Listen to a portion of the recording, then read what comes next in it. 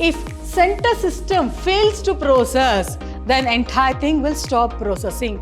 The center system can be called as server system also. If any one of the system fails to process, then there is no effects for the remaining system. How the data will divide here, how it will make packets, how it is distributing from source to destination, how it is arranging.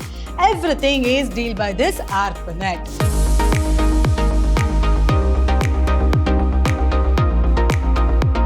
Welcome back to one and all. Myself, Vasanta, lecturer in Computer Science, Vidhyaashram, Pre-University College, Temple of Excellence, Mysuru.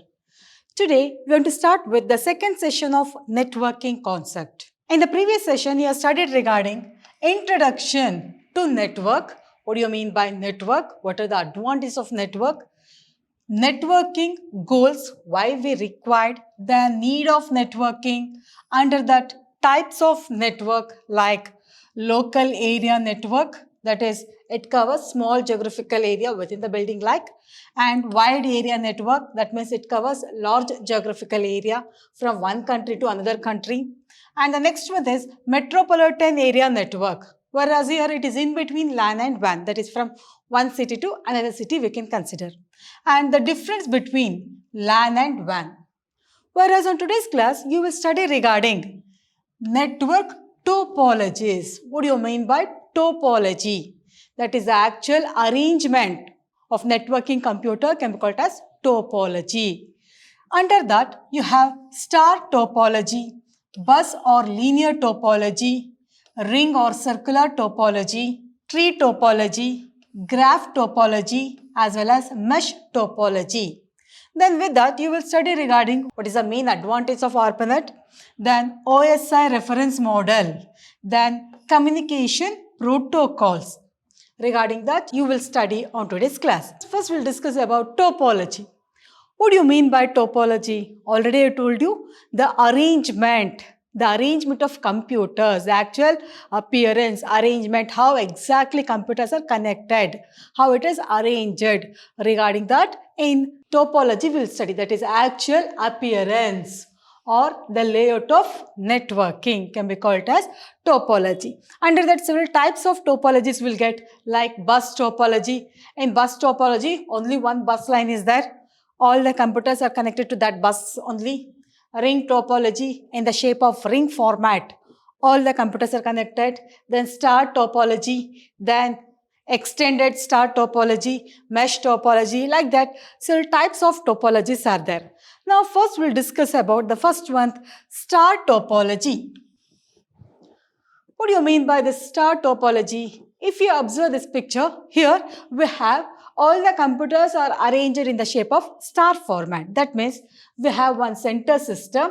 All the subsystems are connected to that subsystem, especially to the main system. Consider this is system 1, system 2, this is system 3, this is system 4, and this is system 5. Here what happens, all the systems are connected to the center one. All the transaction takes place with the help of center system only. For example, S1 wants some data which is present on S2. Then what it will do, from S1 to main system, it will send the command, we want so and so data. Then from the main system, once again it will send the command to S2 system, we want so and so data. Then later on, from S2, it will send the data to the main system. Then from main system, the information will send to S1 system. It means that all the transaction takes place with the help of center system only. If center system fails to process, then entire thing will stop processing. The center system can be called as server system also. So what do you mean by server then? The server is the one which supplies all the resources to the client. Then who is the client? The one who orders, who requests the data resources can be called as client. Whereas here, the center system acts like a server and it provides services to all the system and it manages, it controls the overall operation. For example, S2 stopped to process or failed to process, then there is no effects for the remaining system. Only if the main system fails, then only the process will stop here. If any of the subsystem, for example, S3 fails to process, then there is no effects for the remaining system because the remaining system under condition only and the center system with the help of center system all the transactions can take place here. In this topology consists of central node. We have central node here, to which all other nodes are connected by a single path. All subsystems are connected to that. Then when they come on advantages, easy of services, easily we can able to access all the data with the help of center system. One device per connection here it requires. Only one connection we required. From main system to subsystem, only one connection we required. And when they come on the next one, that is bus topology. In bus topology, all the systems are connected to the bus line only here. Consider this is system 1, this is system 2, this is system 3, system 4, system 5, system 6. Consider we have totally 6 systems. All the transaction takes place with the help of this bus line only. For example, S1 wants some data which is present on S2. Then what it will do? It will send the command through this bus. I want so and so data to S2. Then from S2 once again it will send the data to the S1. That means all the transactions can take place with the help of bus line only. If you observe here, only one bus line is there. All the systems are connected to that bus only here. That means this consists of single length of the transmission media onto which the various nodes are attached here. Only single line is there, only single bus is there. On that, all the nodes are, especially all the systems are connected here. The transmission from any stations travels the length of the bus in both the direction and can be received by all other stations. With the help of this only, all the transaction, it may be unidirectional or it may be bidirectional. On that format, all the transaction will perform here. And when they come on this, data is transmitted in small block known as packets. While transferring the data, consider we have huge amount of data. On that time, we cannot pass the entire data, that huge data at the same time. What we will do? We will divide that packet, especially that data in the format of packets. Consider we have huge data that we will divide into packets, small units. And from source to destination I want to reach, then what it will do? It will make a packets and it will make a serial number, and this packets contains source address as well as destination address. Both source address as well as destination address, both it contains. And here, after reaching, each packet will move from source to destination with the help of bus only. After reaching the destination, it will once again rearrange. It will check whether the destination address matches, that is IP address matches or not. That means here each packet has some data bits, pulse, a header container, its destination address also. The destination device on identifying the address on the packets copied the data onto its disk here. That means from where it is passing and where it has to reach, both the information, both the IP address, this packet contains. That means all the transaction will take place with the help of center system only. And when they come on advantages of this linear or bus topology, under that short cable length here. If you observe the diagram, only main bus is there and the remaining connection will be very short here. Very short cable length and simple wiring layout decrease the installation cost and also leads to simple, easy maintenance wiring as well as layouts here. Very simple, we can able to maintain this. And here, resilient architecture is there. There is a single cable here through which all the data propagates and which can all be transacted here. If you observe the diagram, here single bus, all the transaction will take place with that help of that bus only. That means here very simple architecture we are using. And here easy to extend also. For example, if I want to insert one more node on this, then directly on this bus only I can able to insert. Easy to extend also here. Easy to extend. Additional nodes can be connected to an existing bus network at any point along its length here. This is the main advantages. And if any one of the system fails to process, then there is no effects for the remaining system.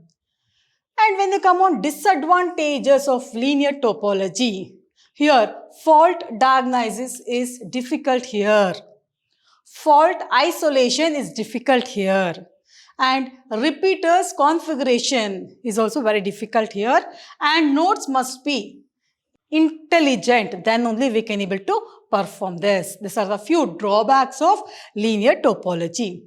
Next, we will move on ring or circular topology.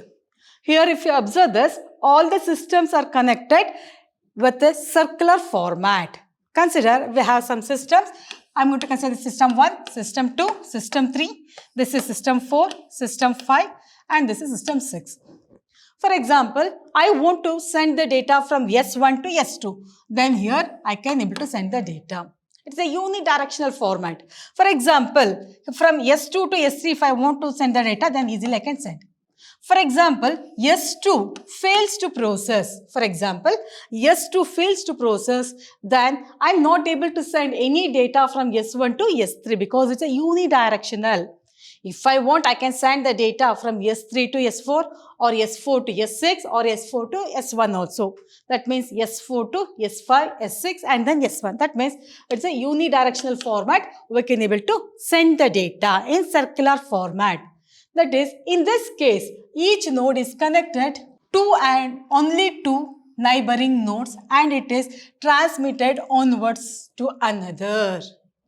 Then here, thus data travels in one direction only. In only one direction, the data will transfer. After passing through each node, it returns a sending node which is removes it here. Then when you come on advantages, short cable length obviously because each node have two connection from where it is coming and where it will move like that. Then no wiring cost test space required here and suitable for optical fibers. These are the few advantages. But when we come on disadvantages, node failure causes network failure also. If you observe here, if S2 fails to process, then after through this, if you want to pass any data, then it is not possible here.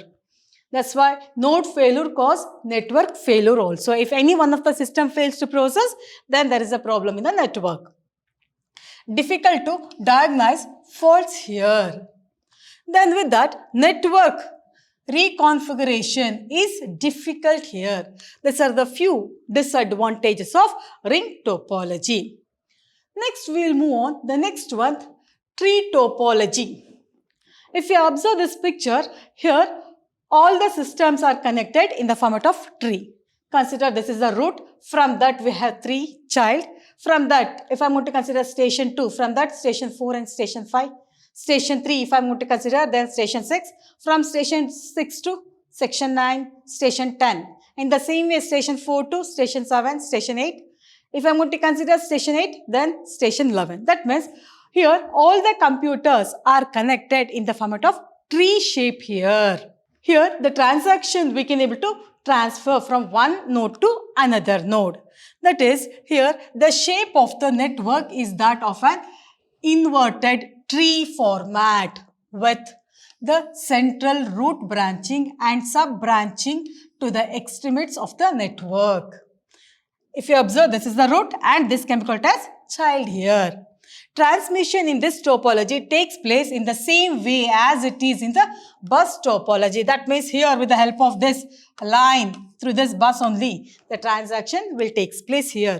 Tree topology is best suitable for the applications which have hierarchical flow of data and control.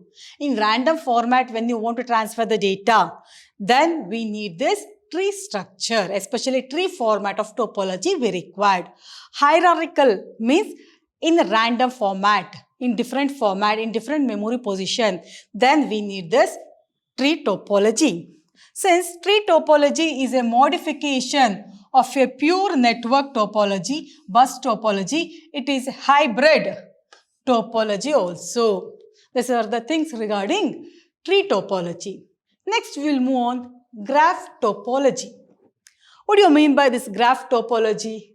When you come on this graph topology, here it may be unidirectional or if I want, I can take bidirectional also. Then here I can able to transfer the data from one system to another system. In this topology, nodes are connected together in an arbitrary fashion.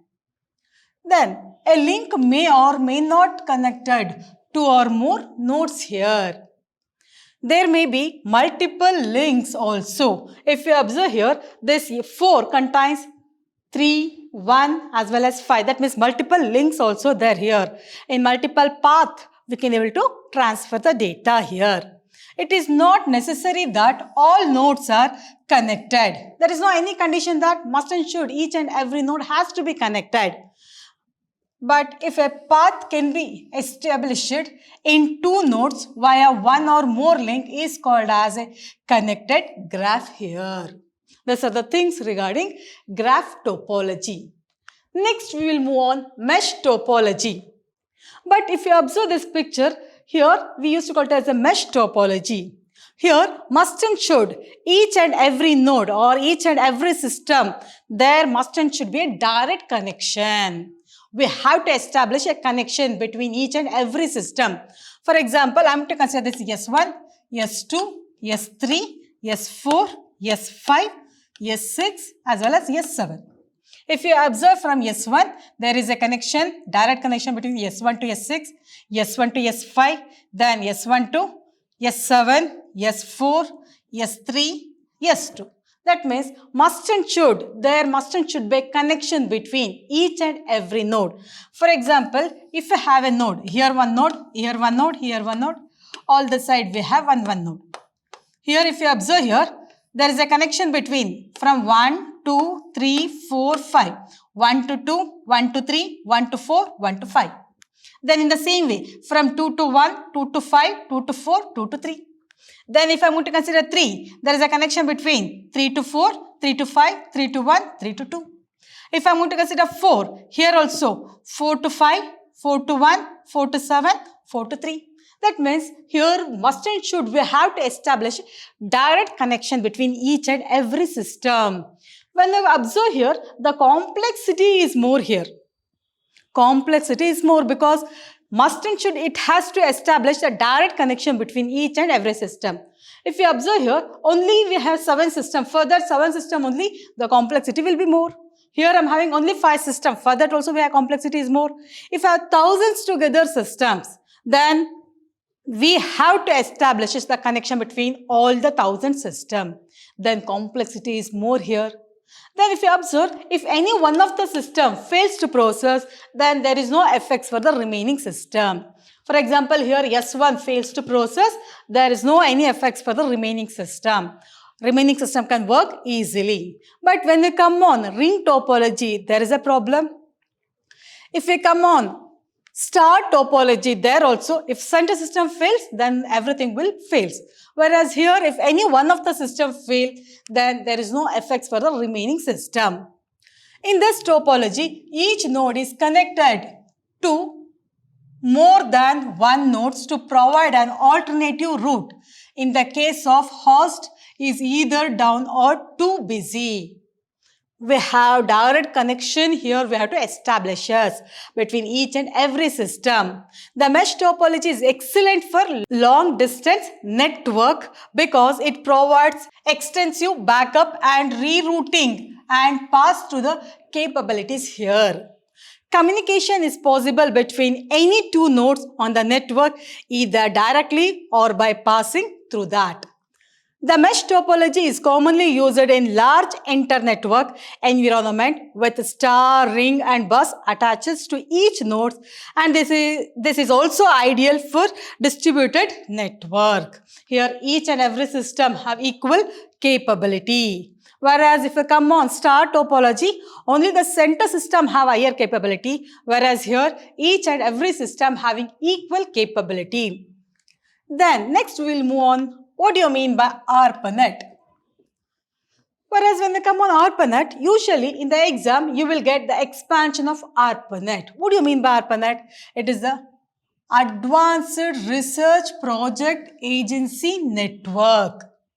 Advanced Research Project Agency Network was one of the world's first network developed by US Department of Defense for use by its project at universities and research laboratories in the US.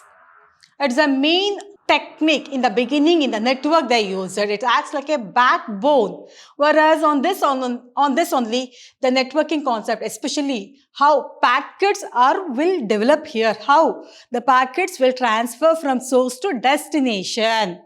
And ARPANET was ITCP/IP, which could form the backbone of how internet works.